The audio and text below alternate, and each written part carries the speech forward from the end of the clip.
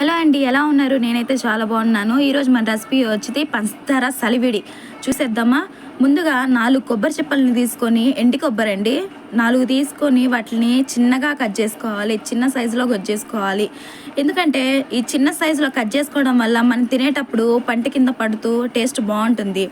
మా నాయన ఇందులో ఎక్స్పర్ట్ అండి, చాలా చిన్నగా కట్ చేస్తూ ఉంటుంది.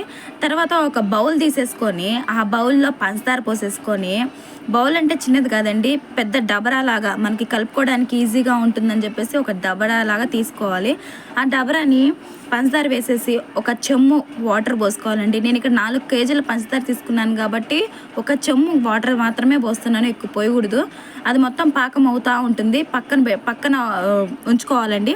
ఇంకొక పొయ్యి మీద ఒక గిన్నె పెట్టుకొని నెయ్యి వేసి కరిగించుకొని, ముందుగా చిన్నగా కట్ చేసిన కొబ్బరి ముక్కల్ని ఆ నెయ్యిలో వేసుకొని గోల్డ్ కలర్ వచ్చే వరకు, లైట్ గోల్డ్ కలర్ వచ్చే వరకు వేయించుకోవాలి. ఈలోపు పక్కన పట్టుకున్న పాకం కూడా ఇలా కరిగిపోయిందండి, పంచదార మొత్తము. దీన్ని టెస్టింగ్ కోసం మా నాయనమ్మ అయితే ఒక ప్లేట్ తీసుకొని ఆ ప్లేట్లో కొంచెం వాటర్ పోసుకొని ఈ తెడ్డు పెట్టే తిప్పుతూ ఉంటుందండి. గరిటె ఎక్కడ యూజ్ చేయలేదు చూడండి. గరిటె యూజ్ చేయడం వల్ల మనకి చేతికి కాలడము, సరిపోకుండా ఉండడము ఉంటూ ఉంటుంది. సో అదే పంచదార పాకంలో యాలకుల పొడి కూడా వేసేసి, ముందుగా మనము కొబ్బరిని వేయించుకొని పెట్టుకున్నాం కదా, ఆ కొబ్బరి ముక్కలు కూడా వేసేసి అదే తెడ్డుతోటి తిప్పుతూ ఉంటుంది. ఇలా తెడ్డుతో తిప్పడం వల్ల మనకి ఈజీగా ఉంటుంది. చెప్పాను కదండి, ప్లేట్లో వేసుకొని టెస్ట్ చేస్తుందని. ఇదిగోండి, ప్లేట్లో వేసుకొని కొంచెం వాటర్ పోసుకొని ఇలాగ టెస్ట్ చేస్తూ ఉంది. ఇది ఇలా కానీ ముద్దగా వచ్చింది అనుకున్నప్పుడు మాత్రమే పాకం రెడీ అయినట్టు.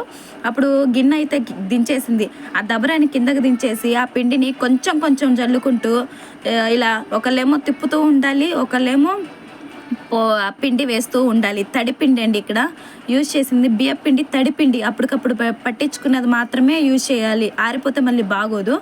ఇలాగా తెడ్డు పెట్టి తిప్పితేనే ఉండలు లేకుండా వస్తుంది మనకి.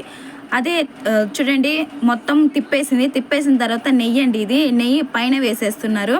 నెయ్యి వేసేసినాక కూడా మళ్ళీ ఇంకొకసారి తిప్పుకోవాలి. ఇలా తిప్పుకున్నాక ఫైనల్గా వచ్చేసి ఇలా ఉంటుందండి.